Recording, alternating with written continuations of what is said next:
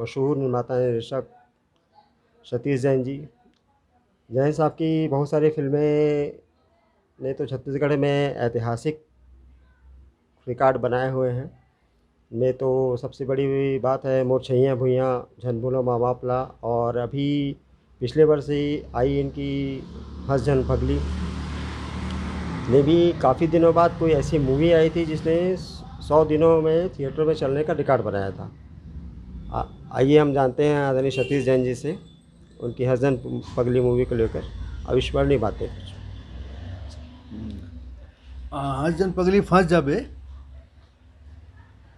पिछले साल रिलीज हुई थी, उसको अभी 1 साल हो गया है। 14 तारीख को रिलीज हुई थी, अभी से 14 तारीख को, पिछले 14 तारीख को 1 साल हो गया, पूरा 1 साल कंप्लीट हो गया।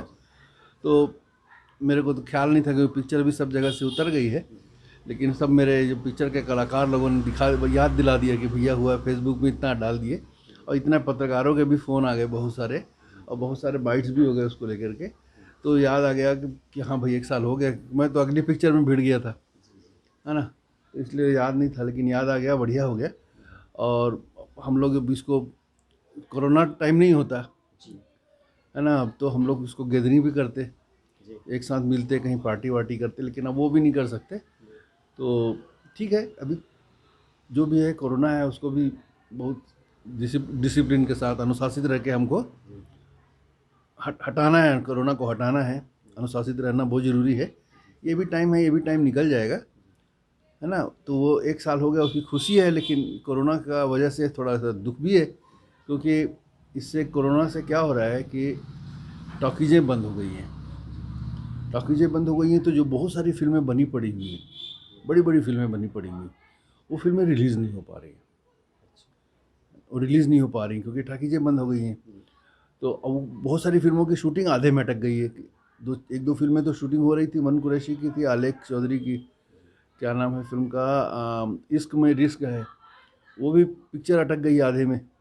तो ऐसे बहुत सारी फिल्म हैं। मनीष की फिल्म है, अनुज की फिल्म, अनुज स्टारर मनीष की फिल्म है ना, वो भी मार डाले मया माँ नाम, बढ़िया सुंदर नाम। उत्तम तिवारी की 2 फिल्म है, ये सब बड़ी बड़ी फिल्में हैं। सुंदरानी की फिल्म है, ये सब फिल्में अटक गई हैं। ये सब कंफ्यूज हैं, इनके प्रोड्यूसर डायरेक्टर दोनों कंफ्यूज, सब कंफ्यूज हैं कि भाई कब खुलेगा, कब टॉकीज खुलेगी, कब लगा पाएंगे पिक्चर।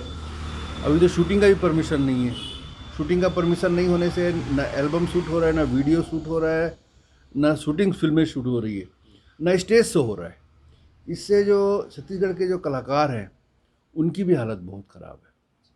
जो डेली कमाने वाले, रोज़ कमाने रोज़ खाने वाले जो कलाकार हैं ना, डेली वेजेस वेजेस वाले कलाकार, उनकी हालत बहुत ज़्यादा ख़राब है। और मतलब उनको भी समझ नहीं आ रहा क्या करेंगे, खाली बैठे हैं, 3 महीने से खाली बैठ गए हैं घर में।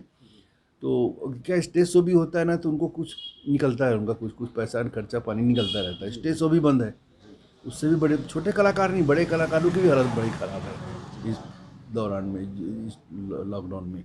और ये कब शुरू होगा, कब स्टेज का शो या टॉकीज कब शुरू होगा। टॉकीज सरकार की जो एंटरटेनमेंट है, वो इंडस्ट्री, एंटरटेनमेंट इंडस्ट्री सरकार की लास्ट प्रायोरिटी है। सबसे पहले इसी को बंद किया गया और सबसे आखिर में इसको खोलेंगे। तो ये तकलीफ़ की बात है, बड़े दुख की बात भी है। सर आपकी मूवी झन बोलो माँ बापला, वो मेरे ख्याल से 2003 या 2003 में रिलीज़ हुई थी। उसने छत्तीसगढ़ में एक बहुत अच्छा संदेश यहाँ दिया था।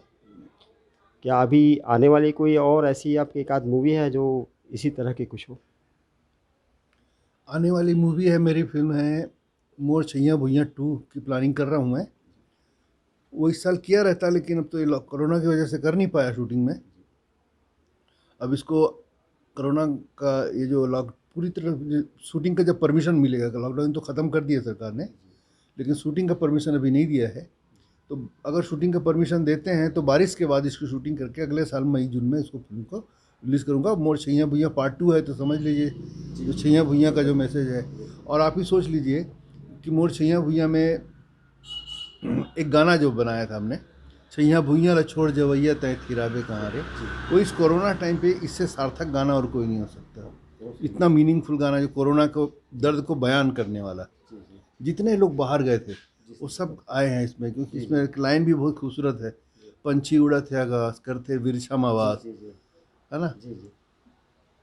दाना पानी चूहे धरती में आए बिना दाना पानी पावे कहाँ रे, तय थिरापे कहाँ रे। वो गाना सोचो, मतलब एकदम इस दर्द को बयान करने वाला गाना है, इस भावनाओं को बयान करने वाला गाना है। जो मजदूर पलायन करके गए थे, जो वापस आए अपने, है ना, ज़मीन पे अपनी मिट्टी में वापस आए हैं, अपनी छैया भुइयाँ में वापस आए हैं। तो वो भी एक बहुत सुंदर गाना था। और वो वैसे ही इसमें भी ज़मीन की मिट्टी की कहानी रहेगी, तो निश्चित रूप से ऐसी कोई बात रहेगी जो लोगों को दिल को छुएगी। सर आपने बिल्कुल मेरे मुंह की बात सुन ली कि मैं खुद आपकी उस गाने को मैं खुद ही आपको याद दिलाने वाला था एक बार। और सर अभी बॉलीवुड में अभी हाल ही में सुशांत सिंह राजपूत ने डिस्प्रेशन पे आके, या जैसे मीडिया में खबर चल रही है, उसने सुसाइड कर लिया, इस पर आप कुछ कहना चाहेंगे? देखिए, सुसाइड नहीं करना चाहिए, ज़िंदगी एक बार मिलती है। और इंसान के रूप में ज़िंदगी तो भगवान का सबसे बड़ा गिफ्ट है, सबसे बड़ा तोहफा है ना। अब हर योनि में लोग पैदा होते हैं, हर तरह के प्राणी होते हैं, सब एक ही बार पैदा होते हैं, एक ही बार पैदा होंगे और ख़त्म हो जाएंगे, एक ही बार मिलती ज़िंदगी। और इंसान की जो योनि में हमको मिला है, ये भगवान का, ऊपर वाले का बहुत बड़ा तोहफा है, बहुत बड़ा गिफ्ट है। इस गिफ्ट को इस तरह से बेकार नहीं जाने देना चाहिए। जब इंसान पैदा हुआ है तो तकलीफ़ों को सह, जब वो आदमी स्टार बना है, बिना किसी बैकअप के स्टार बना, कोई गॉडफादर नहीं था उसका इंडस्ट्री में, कोई इंडस्ट्री में उसके कोई माँ बाप नहीं थे, है ना, वो बाहर से आया हुआ लड़का था और इतना बड़ा स्टार बना, तो उसको समझना चाहिए कि जब इतना संघर्ष कर सकता है, इतना कठिन काम उसने पार कर लिया, एक बहुत बड़ा पार, तो ये जो छोटी मोटी तकलीफ आ रही थी उसको, जो अब सुनने में आ रहा है, अब चीज़ें आ रही है कि किस तरह से वहाँ पर जो लोग, उनके जो प्रोड्यूसर डायरेक्टर थे, बड़े बड़े प्रोड्यूसर डायरेक्टर उसको किस तरह से हताश कर रहे थे, उस तरह से किसको निराश कर रहे थे, उसको किस तरह से फिल्मों से निकाल रहे थे या उसको बैन कर रहे थे। तो वो बहुत तकलीफदेह होता है वो वैसा समय। आप जब एक जगह पे पहुंच जाओ और जब आपके खिलाफ इस तरह की चीज़ें होने लग जाती है, तो होता है, तकलीफ होता है, लेकिन इस तकलीफ को झेलना था उसको और विजयी होना था। क्या होता है, देखो ये जो लोग हैं, इनको साबित करके दिखा देता, वो तो वो कर दिया, जो वो कह रहे थे वो कर दिया उसने, कि आप नकारा हो, तो उसने साबित कर दिया कि नकारा हो। उसको तो साबित करके दिखाना था, बड़ा टैलेंटेड, बड़ा प्रतिभाशाली कलाकार था, उसको तो साबित करके दिखाना था कि तुम लोग गलत हो, देखो मैं तुमको बता सकता हूँ कि मैं सही, वो साबित करना था उसको। खैर जो भी हुआ, उसका जाने का मेरे को बहुत दुख हुआ, बहुत दुख हुआ, क्योंकि बहुत सुंदर उसका अभिनय था।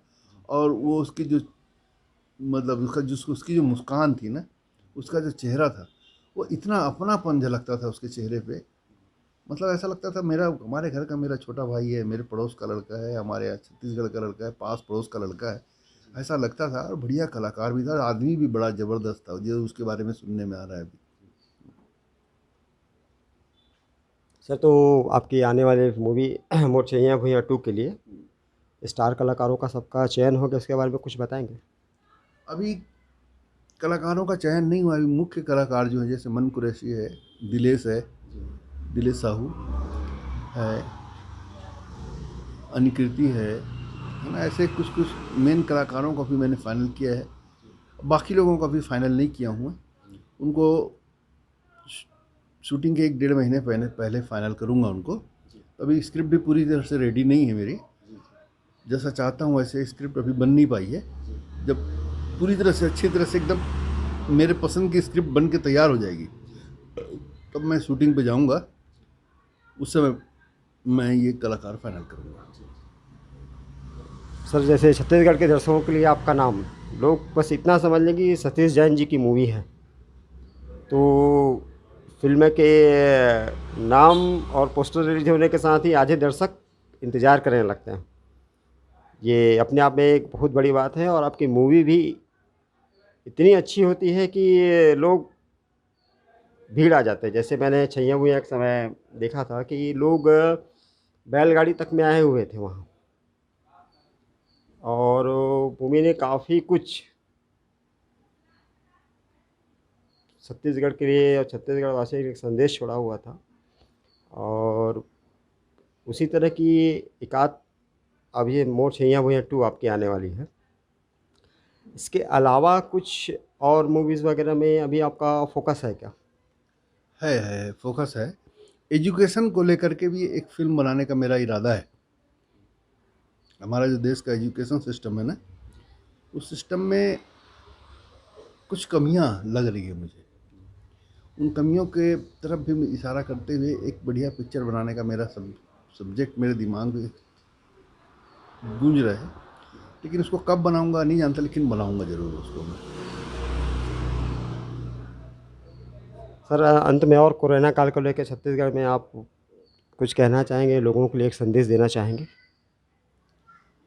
संदेश यही देना चाहूँगा कि देखो भाई, सरकार जो थी उसकी भी अपनी कुछ मजबूरियां थी कि उन्होंने लॉकडाउन ऐसे समय में ख़त्म कर दिया जब लॉकडाउन की ज़्यादा ज़रूरत थी।